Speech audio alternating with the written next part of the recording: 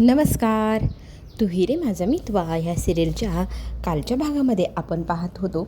आजीने खरं तर आपल्या चिंटूला गोड गोड बोलून आता नातवंडांचीच अपेक्षा केली. मला माझ्या पतवंडांचं तोंड पाहायचं आहे अशी इच्छा व्यक्त करून चांगलंच म्हणजे असं कात्रीत धरले. तर आता इथे काहीही कर, मला वचन दे.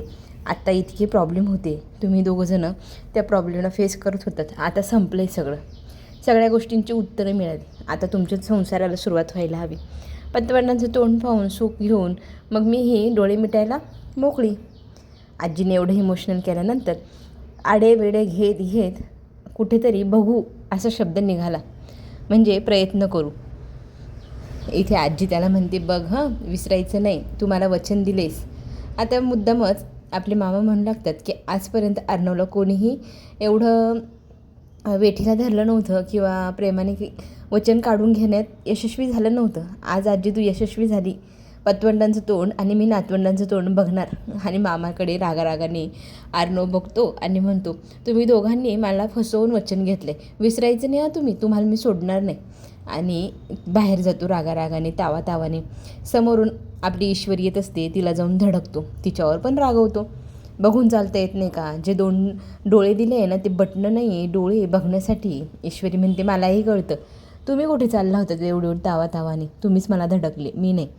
आणि आपल्या दोघांची ना डोक्याला टक्कर झाली. आता आपल्या दोघांना पुन्हा एकदा डोकं आपटावं लागेल. आणि त्याचं डोकं घेऊन पुन्हा डोक्यावर डोकं आपटते. आणि अर्णव म्हणतो, अरे देवा, हीच अजून मोठी झाली नाही, तर हिची कुठं अजून अपेक्षा करताय? ईश्वरी म्हणते, म्हणजे काय? अजूनही तुझा बालिशपणा संपलेलं नाही, बालिश गोष्टी गेलेली नाही, तूच मोठी झालेली नाही अजून. तर ईश्वरी म्हणते, हो मी मोठी झाले, माझ्या शाळेतले कॉलेजचे सगळे सर्टिफिकेट तुम्ही पाहू शकतात, आता मी मोठी झाले. आणि अर्णव म्हणतो, अरे देवा, आता आजीला कोण सांगणार, ही लहान आहे अजून. आणि तिथून तो निघून जातो. आणि निघून गेल्यानंतर गाडीतनं श्रीकेंकडं एक रिपोर्ट पाठवतो आणि तो ईश्वरीकडे द्यायला सांगतो. ईश्वरीला माहीत नसतं काय असतं. ईश्वरी विचारू लागते, हे काय? तर ती म्हणते, हेल्थ चेकअप केलं आहे सरांनी काल, त्याची रिपोर्ट आहे, ते सांभाळून ठेवायला लावले. आणि उद्या तुमचा पण करायचं आहे, तुमची पण अपॉइंटमेंट घेतलेली आहे, तर उद्या तुम्हाला पण जायचं आहे रिपोर्ट बनवायला. तर इथे मला काही झालं आहे का असं ईश्वरी म्हणते. श्रीके म्हणतात, नाही हो, काही झाल्यावरच रिपोर्ट बनवतात का? हे जनरल असे रिपोर्ट असतात, काढावे माणसांनी. तर इथे सरांनी प्लॅन केला आहे, तुमचा पण रिपोर्ट वगैरे बनवून घ्यायचा. ईश्वरी आता विचारात पडते, हे रिपोर्ट कशासाठी? असं काय नसतं, आजारी वगैरे नाही, कशाला रिपोर्ट काढायची? तरी शिर्के तिला समजवत असतात. मात्र आता ईश्वरीला प्रश्नचिन्ह पडले, हे सगळं काय आहे, रिपोर्टच का बनवायची आणि का नाही? ती दिशा धुंदीत असतानाच मामा पाठीमागणे येतात आणि तिला विचारू लागतात, कसली फाईल आहे? तर ती म्हणते, अहो रिपोर्टची फाईल आहे, सरांची रिपोर्ट आहे. मग इथे मामा खुश होतात, अरे यांनी तर पहिलेच तयारी केली. मग इथे आपल्या ईश्वरीला मामा म्हणतात, तुम्ही अगोदरच तयारी सुरू केली होती, आम्हाला वाटलं आम्हीच तुम्हाला हट्ट करतो आहे की काय. अरे वा, तुम्ही तर फार हुशार निघाले. म्हणजे आता आपल्या घराचं गोकुळ होणार, नंदनवन होणार, नातवंड बघायला मिळणार.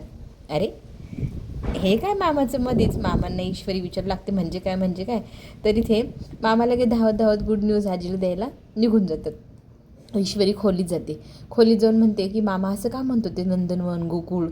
म्हणजे सरांना मुलं बाळं म्हणजे प्लॅनिंग करते की काय? मला तर विचारलं पण नाही.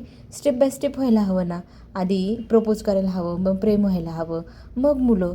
डायरेक्ट मुलं कशी काय? आता ह्या भोळ्या भाळ्या ईश्वरीला प्रश्न पडलेत. मामा मात्र धावत धावत आजीच्या खोलीत जातात आणि आजीला सांगू लागतात, अगं आपण दोघांनी बोलण्याच्या आधीच अर्णवने पूर्ण तयारी केलेली आहे.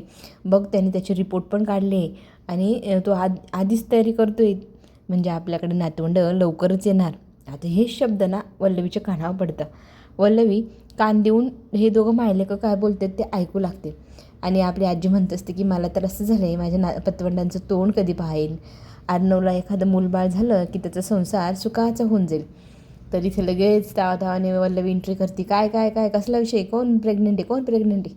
तर इथे मामा म्हणू लागतात, अगं आपण दोघं थोडी राहणार आहे, आता आपल्या मुलांचा नंबर हो की नाही? तर इथे वल्लवी म्हणते, काय नेहमी थट्टा थट्टा सुचत असते, काय आहे ते नीट सांगा. तर इथे आजी सांगू लागते की मी पतवंडांसाठी अर्णवकडे इच्छा व्यक्त केली आणि तो तयारही झाला आहे. आता हे दोघं लवकरच आई बाबा होण्याची तयारी सुरू करताय. ही गोष्ट ऐकल्या वल्लवीच्या चेहऱ्याचा रंग उडून गेला. नम्रताचा पण चेहऱ्याचा रंग उडून गेला. तिने पण लपून छपून ही बातमी ऐकली.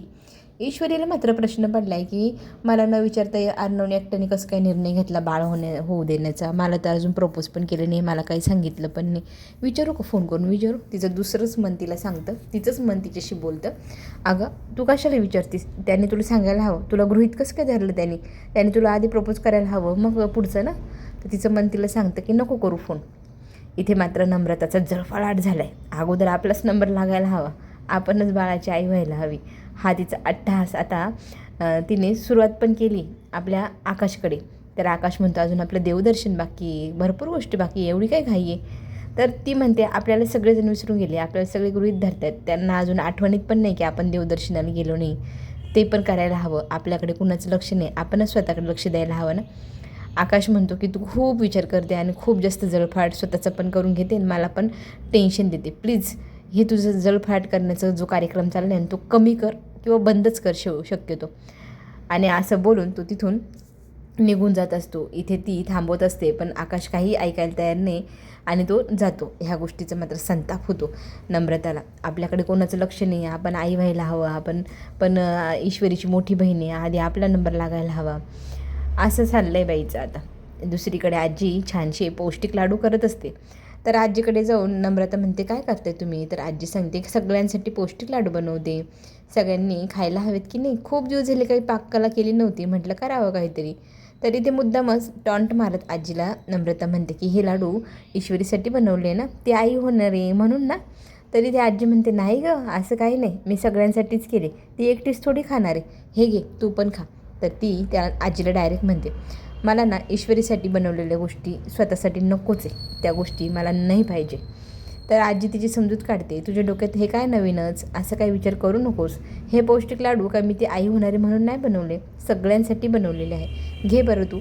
मात्र चक्क नकार देत आजीला फाडफाड बोलत नम्रता तिथून निघून जाते. हे सगळं वल्लवी बघते. वल्लवीला आता खरं तर हिचा उपयोग होणार आहे पुढच्या प्लॅनसाठी. इथे आपण पाहतोय ईश्वरी अजूनही त्याच विचारात आहे. आपल्याला प्रपोज केलं नाही, काही नाही, डायरेक्ट लग्न आपलं बाळ होऊ द्यायचे, अर्णवशीनं बोलायलाच हवं. आता न राहून का होईना तिने फोन करून इथे अर्णवला त्रास द्यायचं ठरवलं. अर्णवला म्हणते की तुम्ही मला विचारायला हवं होतं, माझं हेल्थ चेकअप तुम्ही स्वतःच परस्पर ठरवून घेतलं. तर तो म्हणतो मग त्याला काय झालं परस्पर, अरे हेल्थ म्हणजे चेकअप आहे, करायला हवं वर्षातनं 4-6 महिन्यातनं, काही हरकत नसते त्याला, त्यात काय विचारायचं एवढं. हां असं म्हणत ना ईश्वरी फोन ठेवते. आणि ह्या खडूसचंदला भडकूचंदला असं वाटतं साखरेच्या पाकातच बुडवून ठेवा म्हणजे गोड तरी बोलेल, याला ना काही कळतच नाही असं म्हणत ईश्वरी आता त्याला चांगला धडा शिकवायचं ठरवते. तो घरी येण्याच्या आत तिने उशी बांधलेली असते पोटावर आणि म्हणते मी कशी दिसते प्रेग्नेंट झाल्यावर. तर अर्णव म्हणतो हा काय मूर्खपणा आहे, पागल झालीस का. तर आपण इकडे पाहू शकतो दोघांमध्ये भांडण होतं, ईश्वरी काही खाली येतच नाही. आता जेवायला इथे नम्रता, आकाश आणि अर्णव बसलेला असतो. आणि आकाश त्याला आपल्या अर्णवला म्हणतो कॉंग्रॅच्युलेशन दादा, तू बाबा होण्याचं स्वप्न पाहतोयस ना. तर दुसरीकडे ईश्वरी राग भरलेली आहे. ती म्हणते की आधी प्रपोज करायला हवं, पहिले प्रेम मग बाळाचं स्वप्न ना. आणि स्वतःचंच बोट दाबते आपल्या ओठांखाली आणि अरे देवा मी काय बोलले म्हणून आता डोक्याला हात लावते. अर्णवला पण समजते की आपण प्रपोज करायला हवा अगोदर. आता तोही छान प्रपोज करण्याची तयारी करताना आपल्याला पाहायला मिळणार. आपल्या ईश्वरीला छान प्रपोज पण करणार आणि पुढे एक भन्नाट मोठा ट्विस्ट आहे ईश्वरीच्या तब्येतीविषयी. ईश्वरीला एक मोठा आजार असू शकतो, ह्या गोष्टीची पुष्टी होणार. चला तर मग आता आपण घेऊ छोटी विश्रांती, पुढील भागामध्ये पुन्हा भेटूया. चॅनलला लाईक आणि सबस्क्राईब करायला विसरू नका आणि कमेंटमध्ये सांगा कशी वाटते सिरियल. आपण पुन्हा भेटूया. धन्यवाद.